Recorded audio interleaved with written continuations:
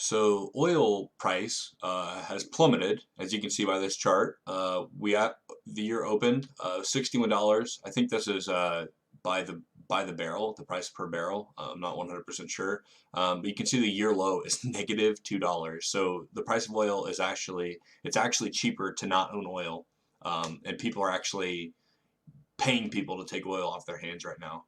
Um, and this is a result of, I can't remember what the exact name of the contract or whatever you want to call it was, between I think it was Russia and Saudi Arabia, but basically it said that you can't nationalize your oil, and it basically slowed the production of oil being produced, which then caused the price to remain steady.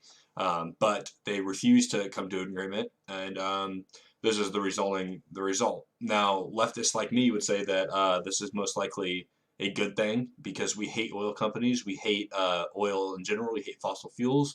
We want to get off of them ASAP for obvious reasons because the Earth is dying around us as we speak.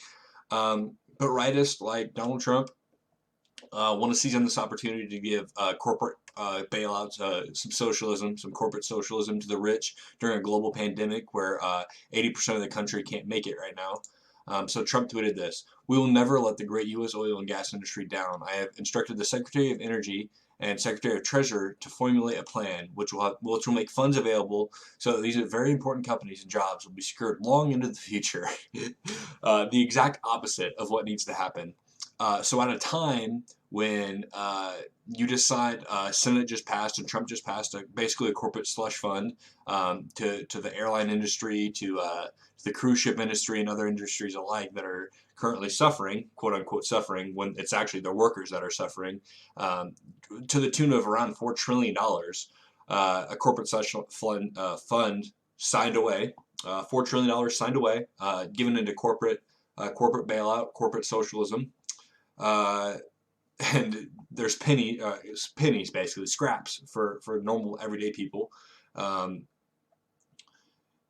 During this time when we need to have a $2,000 UBI at the very minimum for normal people, because people are laid off. I mean, there's 22 million new people who are unemployed. I mean, this is like Great Depression economic level type stuff we're talking about right now.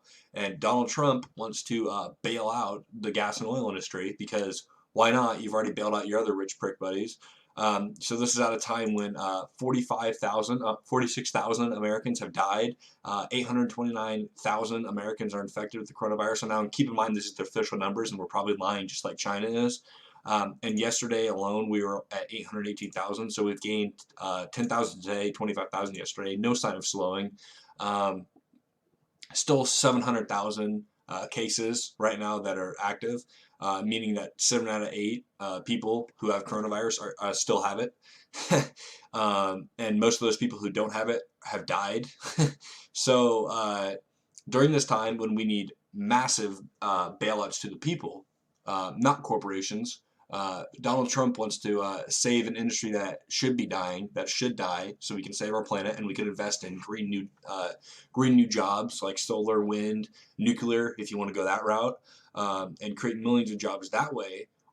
He wants to invest in a dying branch of the economy, a dying thing that should be dying just like the earth because they're killing the earth.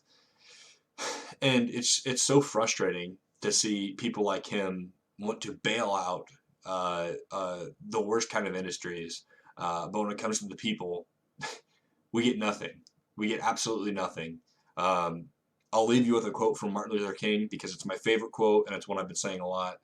"This country has socialism for the rich, rugged individualism for the poor," and this proves how true that is.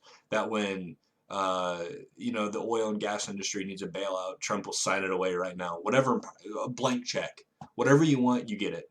But when it comes to everyday Americans and when we need something, sorry, we don't have the money. The treasury's dried up. There's no money for you because my corporate goons just robbed it all and took all the money.